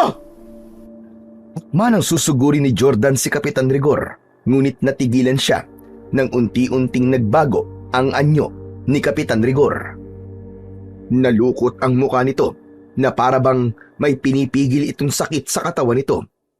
Napaluhod ito habang nakatuon ang dalawang kamay sa sahig. Malakas itong sumigaw at doon na nga tuluyang nag-anyong aswang ang kapitan. Naging matutulis ang mga kuko nito, maging ang mga ngipin nito ay nagmistulang malalaking pangil. Ang mga mata nito ay lumaki rin at naging pula. Marahan itong tumayo at tinitigan si Jordan. Hindi nakakilos si Jordan. Napako siya sa kanyang kinatatayuan habang ang puso niya ay malakas na kumakabog. Biglang umatake si Kapitan Rigor kay Jordan. Sinubukan niya itong saksakin, ngunit malakas na tinabig nito ang kamay niya. Nabitiwan niya ang kutsilyo at tumilapon yun sa kung saan. Nataranta ng gusto si Jordan nang mawalan siya ng bagay na maaari niyang gamitin para labanan si Kapitan Rigor. Doon na siya sinunggaban ng aswang. Napahiga siya sa sahig at agad na pumaibabaw ang aswang sa kanya. Sa gilid ng mata niya ay nakita niya si Matias na nakatulala at gulat na gulat. Kuya Jordan! Humanda ka sa akin, Matias. Ikaw ang isusunod ko. Papatayin kita. Wala kang utang na loob. Matias! Tumakas ka na! Dalian mo! Tumakas ka na! Tila nagkaroon ng pagdadalawang isip si Matias dahil hindi agad ito umalis sa kinatatayuan nito. Ngunit nang mapagtanto nito na hindi na ito ligtas doon, ay tumakbo na ito palabas ng silid. Diretsong tinignan ni Jordan sa mata si Kapitan Rigor. Hindi niya ipinakita rito na natatakot siya. Siguro nga ay mapapatay mo ako ngayon, Rigor. Pero sinisiguro ko sa'yo na may iba pang tao na pupunta sa islang ito para wakasan na ang kademonyohan mong hayop ka. Hindi habang buhay ay ikaw ang palaging panalo. Huwag ka masyadong magmadali sa iyong kamatayan. Darating din tayo dyan. Kailangan ka pa namin bilang alay sa pulang buwan. Biglang sinuntok ng malakas ni Kapitan Rigor ang muka ni Jordan. Nanlabo ang paningin ni Jordan at nahilo siya. 2 suntok pa ang tumama sa muka niya at pagkatapos ng pangalawa ay doon na siya tuluyang nawalan ng ulirat. Sa muling pagbukas ng mata ni Jordan ay nakatali na ang mga kamay niya sa kanyang likod.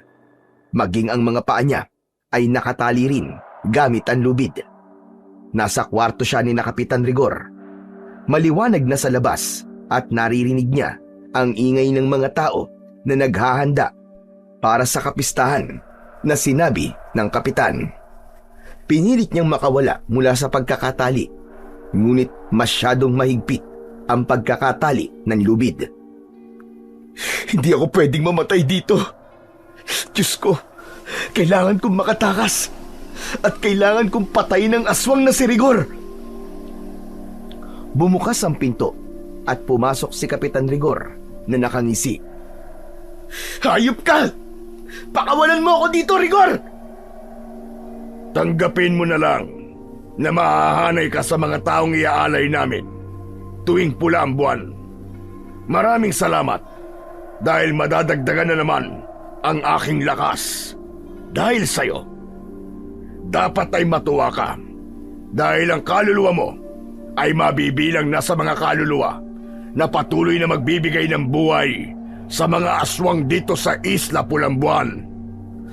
Hayop ka! Mga demonyo kayo! Hindi ako papayag na magtagumpay ka, Rigor!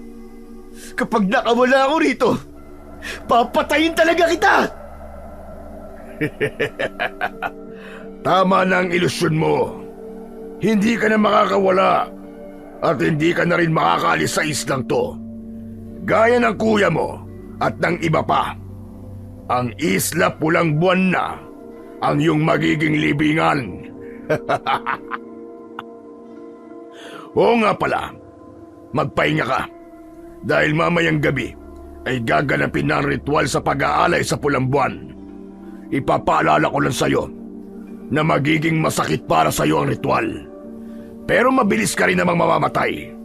At pagkatapos nun, ay wala ka nang mararamdaman. Tumalikod na si Kapitan Rigor at naglakad palabas ng kwarto. Walang hiya ka, Rigor!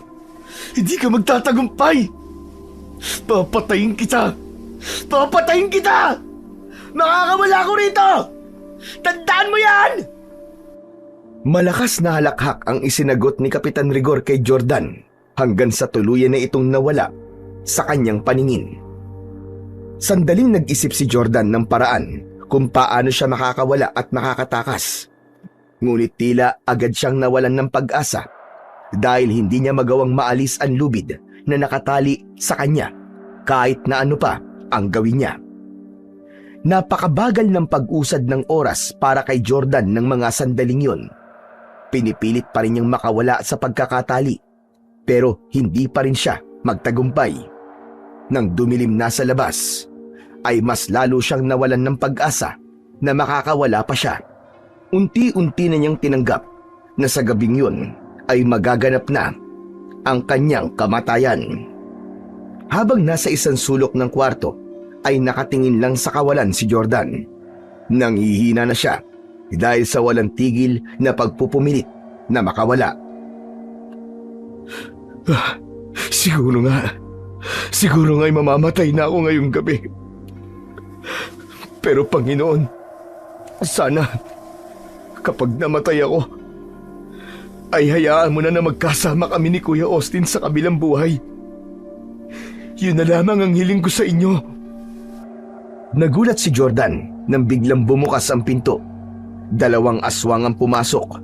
Nilapitan siya ng mga aswang at itinayo siya. Hinila siya ng 2 palabas ng kwarto.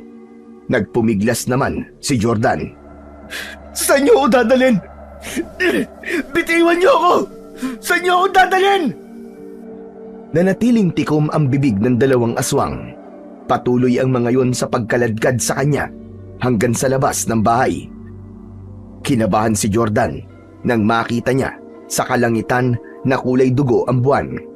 Doon niya napagtanto na isasagawa na ang ritual ng pag-aalay. Unti-unting naubos ang kakaunting pag-asa na meron siya. Tinanggap na lang niya na yun na ang huling gabi niya sa mundo. Palabas na sila sa bakuran ng bahay ni Kapitan Rigor nang mula sa kung saan ay biglang sumulpot si Matyas na may dalang matalim na itak. Walang pag-aalinlangang sinaksak ni Matyas sa tiyan ang isang aswang. Nang napaluhod ito, ay hiniwa nito ang leeg ng aswang na agad nitong ikinasawi. Ang isang aswang naman ay binitiwan si Jordan upang atakihin si Matyas. Ngunit sinaksak ito ni Matyas sa tapat ng puso nito at gaya ng naunang aswang ay binawian din ito ng buhay. Natumba si Jordan sa lupa. Mabilis siyang nilapitan ni Matyas at sinimulan nitong tanggalin ang pagkakatali niya gamit ang itak. Salamat! Salamat, tinulungan mo ako, Matyas! Akala ko talaga ay katapusan ko na ngayong gabi. Hindi kita maaaring pabayaan, kuya. Hindi na ako papayag na muling kumuha ng buhay ng tao si Kapitan Rigor para sa ritual. Matapos mapakawalan, ay tumayo na kagad si Jordan. Saan ang lugar ng ritual? Kailangan ko magpunta ron para tapusin si Rigor. Mamaya na tayo magtungo ron, kuya. May kailangan lang akong ipakita sa'yo. Sumama ka sa akin, dali. Ha? Saan tayo pupunta? Anong ipapakita mo sa akin? Malalaman mo rin. Basta sumunod ka lang sa akin. Hindi na tayo pwede magtagal dito dahil baka may makakita pa sa atin eh. Hindi na hinintay ni Matyas na magsalita uli si Jordan. Mabilis itong tumakbo palayo sa bahay ni Kapitan Rigor. Wala nang nagawa si Jordan kundi sundan ang binatilyo. Mabilis ang pagtakbo nilang dalawa. Nagtiwala na lamang si Jordan kay Matyas at hindi niya maiwasang mag-isip kung saan siya dadalhin ni Matyas at kung ano ang ipapakita nito sa kanya. Pumasok sina Jordan at Matyas sa gubat. Patuloy lang si Jordan sa pagsunod kay Matyas hanggang sa huminto ito malapit sa malaking puno ng balete. Natandaan niya nang magtungo sila ron ni Kapitan Rigor ay umiwas doon ang kapitan na para bang meron itong kinatatakutan sa lugar na yon. Teka, anong gagawin natin dito, Matyas? Nasaan ang ipapakita mo sa akin? Mula sa likod ng balete ay isang lalaki ang biglang lumabas.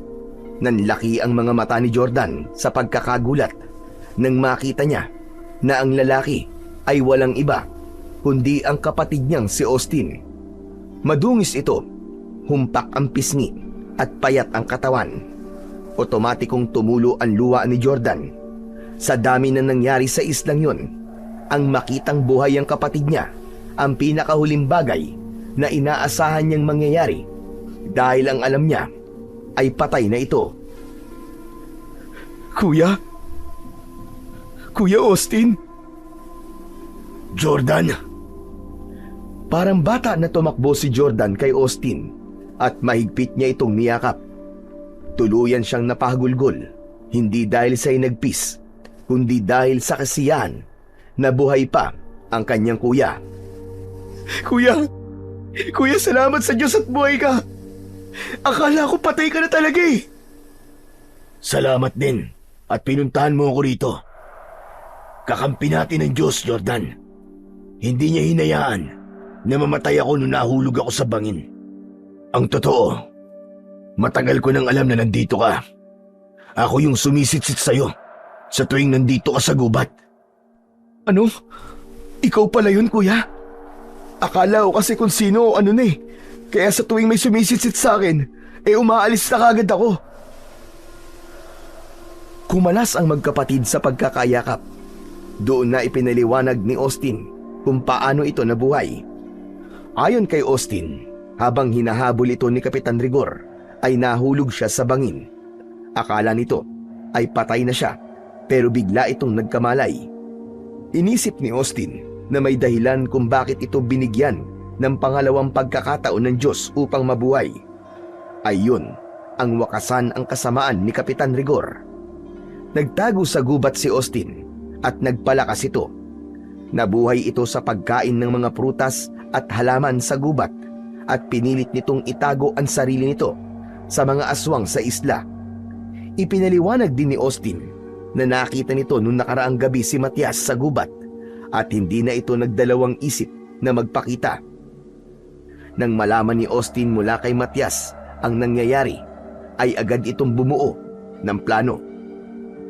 Matapos ang mahabang kwento ni Austin, ay hinawakan nito ang palawit ng kwintas na nakasabit sa leeg nito. Bilog ang hugis ng kwintas na yari sa tanso. Meron yung mga simbolo na hindi matukoy ni Jordan kung ano ang ibig sabihin. Ang agimat na ito ang magiging sandata natin laban kay Rigor at sa lahat ng aswang sa islang ito, Jordan. Habang nasa atin ito, ay hindi nila tayo kayang saktan at lapitan. Pero kuya, saan mo nakuha ang agimat na yan? Pagmamayari ito ni Mang Berting, ang antingero na nakilala ko nun sa Pantalan. Ikinuwento niya sa akin ang tungkol sa Isla Pulang Buwan at nagkasundo kami na magsanib puwersa para pabagsakin at patayin si Kapitan Rigor.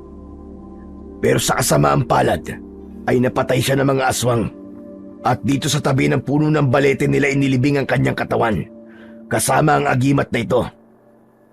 Kaya nang magkaroon ako ng pagkakataon ay hinukay ko ang katawan ni Mang Berting at kinuha ko ang agimat niya. Ngayon ay alam ko na. Alam ko na ang dahilan kung bakit umiiwas si Rigor nung nagtungo kami malapit dito sa balete. Dahil dito pala nakabaon ang agimat na yan. Ngunit kung pangontra sa aswang ang agimat na yan, kuya, bakit hindi natatakot niyan si Matias? Hindi ba aswang din siya? Nagkatinginan sina Matias at Austin. Nang marahang tumango si Austin, ay saka lang nagsalita si Matias. Nang makita ko kagabi ni Kuya Austin, sinabi niya sa akin ang katotohanan. Hindi ako aswang, Kuya Jordan. Gaya niyo ay tao din ako.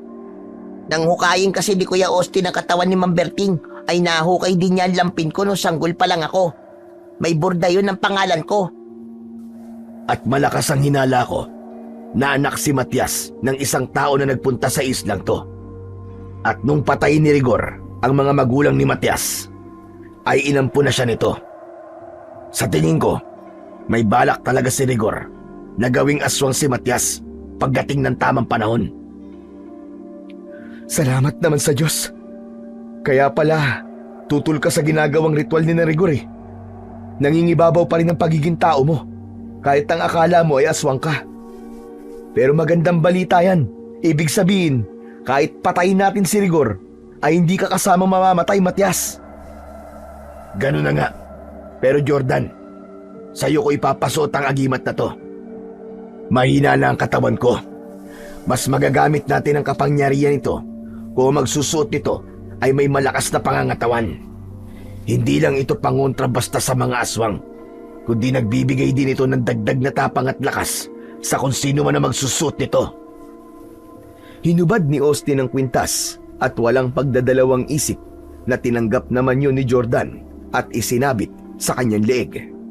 Nang sandaling yun, nang isuot niya ang agimat, ay may naramdaman siyang kakaibang enerhiyang gumapang sa kanyang buong katawan. Bahagyaring nag-init ang agimat niya na parabang yun ang hudyat na tinanggap siya nito. Wala nang oras para mag-alinlangan siya. Kailangan niyang maging matapang kung nais niyang buhay silang makaalis ng Isla Pulang Buwan. Magkakasamang lumabas ng gubat sina Jordan, Austin at Matias. Lahat sila ay may hawak na sandata na gagamitin nila sa pagharap sa mga aswang sa islang yun at kay Kapitan Rigor. Kawayan na may matulis na dulo ang kay Matias. baril naman kay Austin, habang itak naman ang hawak ni Jordan. Wala nang takot na nararamdaman si Jordan, bagkus ay nangingibabaw sa kanya ang tapang, hindi lang dahil sa suot niyang agimat, kundi dahil sa kagustuhan niyang pabagsakin si Kapitan Rigor upang wala nang mamamatay na inosente sa tuwing sasapit ang pulang buwan. Nagtungo sila sa dalampasigan kung saan gaganapin ang ritual ng pag-aalay. Naroon ang mga aswang sa isla. Si Kapitan Rigor naman na nasa anyong aswang ay nakatayo sa gitna habang galit na sumisigaw. Nasaan na ang alay? Bakit tinayaan yung makawala, mga inutil? Alam niyo ba ang mangyayari kapag hindi tayo nakapag-alay ngayong gabi? Manghihina ako. At kapag nanghina ako, ay ganun din kayong lahat, mga hunghang. Ang buhay ko ay buhay niyo rin. Hanapin niyo ang alay at huwag kayong babalik dito hanggang hindi niyo siya nakikita. Magkakasabay na umalis ang mga aswang upang hanapin si Jordan, habang sina Jordan ay nananatiling nakatago sa likod ng isang makapal na halaman. Hintayin nating makaalis lahat ng aswang bago natin harapin si Rigor.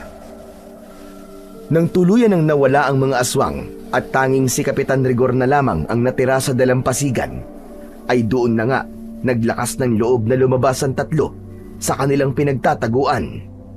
Magkakasabay silang naglakad papalapit kay Kapitan Rigor. Pagkakita ng kapitan sa kanila ay nanlaki ang mga mata nito sa gulat. Austin, paanong nangyari to? Paano ka nabuhay? Nakita ko nahulog ka sa bangin. Patay ka ng dapat. Hindi mo na kailangan malaman kung paano. Nandito kami para wakasan ang kasamaan mo at ang walang kwentang ritual na ito. Napansin ni Kapitan Rigor ang suot na agimat ni Jordan. Nasa iyo pala ang agimat ng inutil na antingero na yon.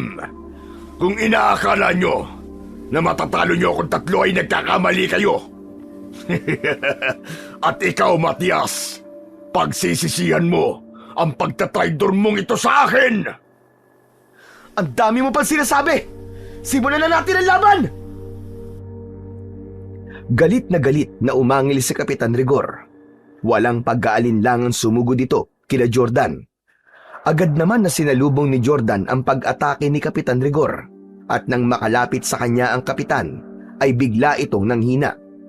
Nanginig ang tuhod nito na para bang may isang malakas na puwersa na pumipigil dito para tuluyang malapitan ang binata. Yan ang epekto sa'yo ng agimat ni Mamberting Rigor. Ngayon mo ipagmalaki na may laban ka sa amin, Diablong buwang ka! Hindi ako papayag na matalo! Papatayin ko kayo! Mabilis na nagpakawala ng 3 sunod-sunod na putok ng baril si Austin. Tumama sa balikat, dibdib at tiyan ni Kapitan Rigor ang mga bala, pero parang wala lang dito yun.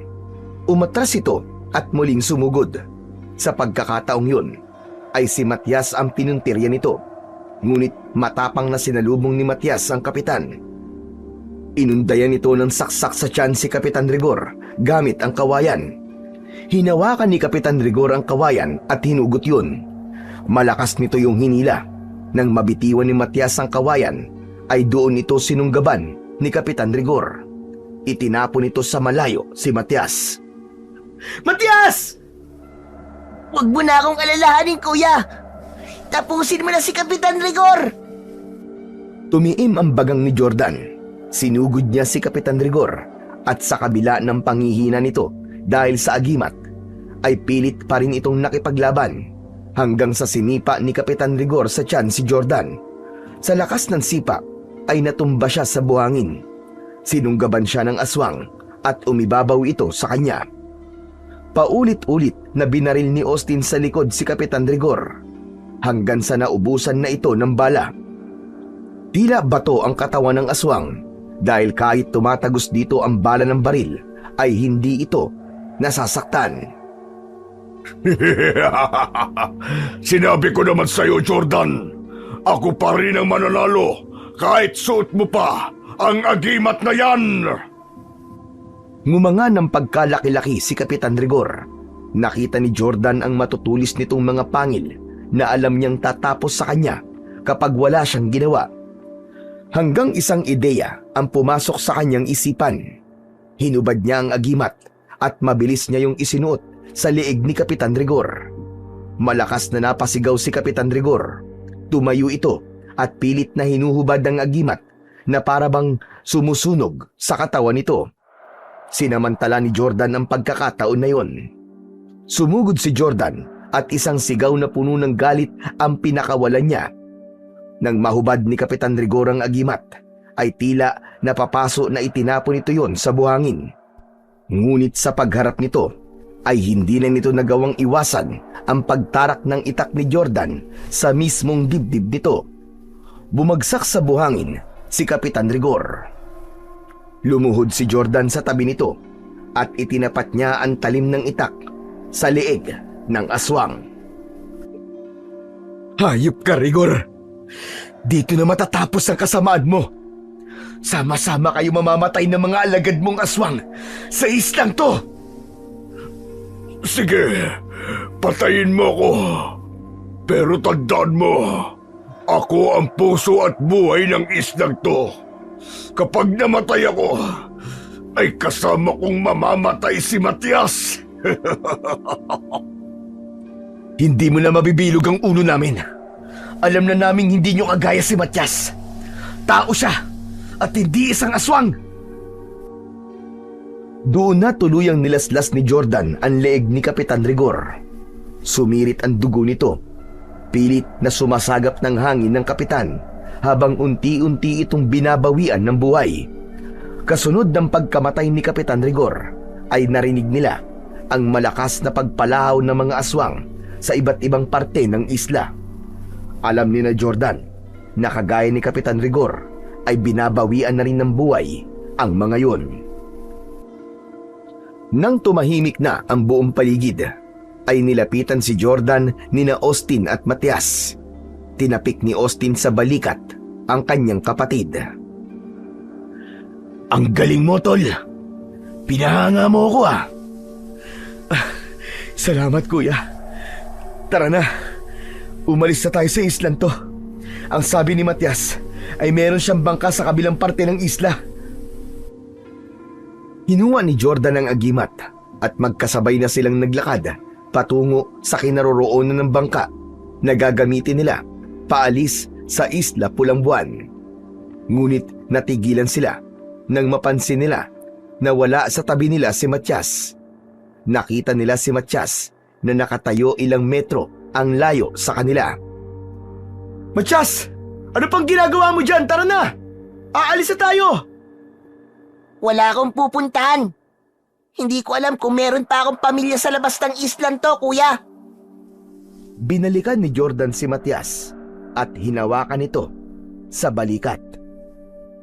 Matias, simula ngayon, kami na ni Kuya Austin ang pamilya mo.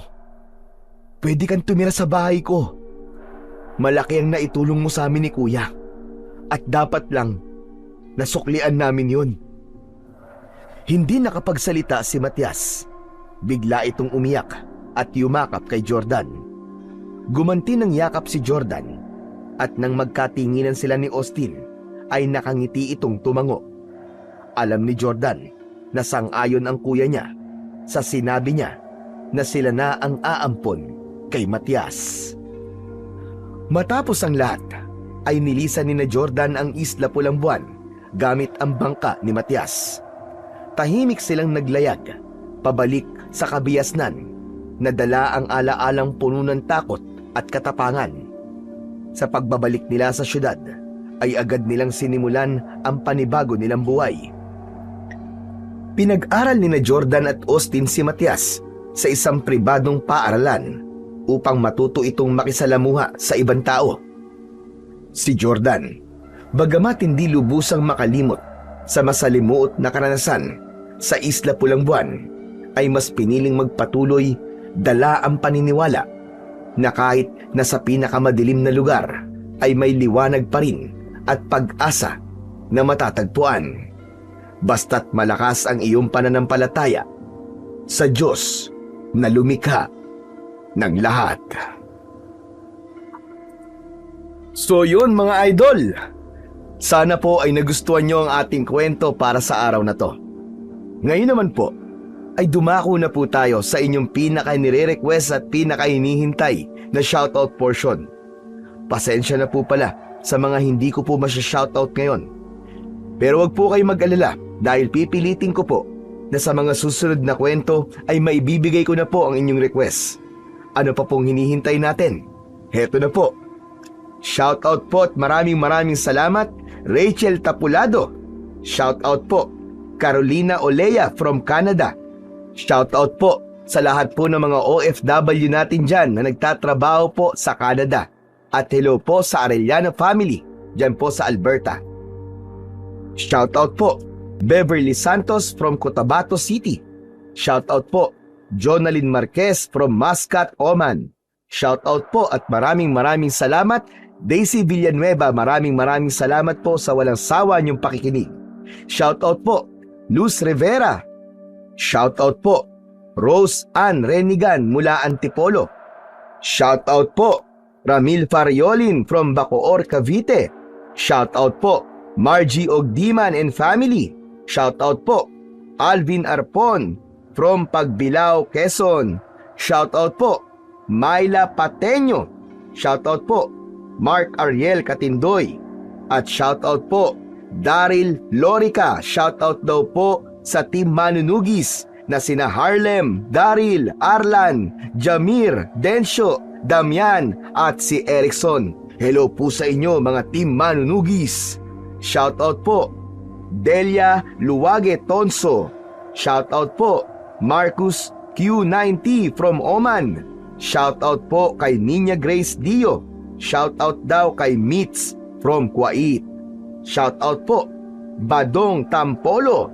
Shoutout po kay Kit Liumel from Quezon City.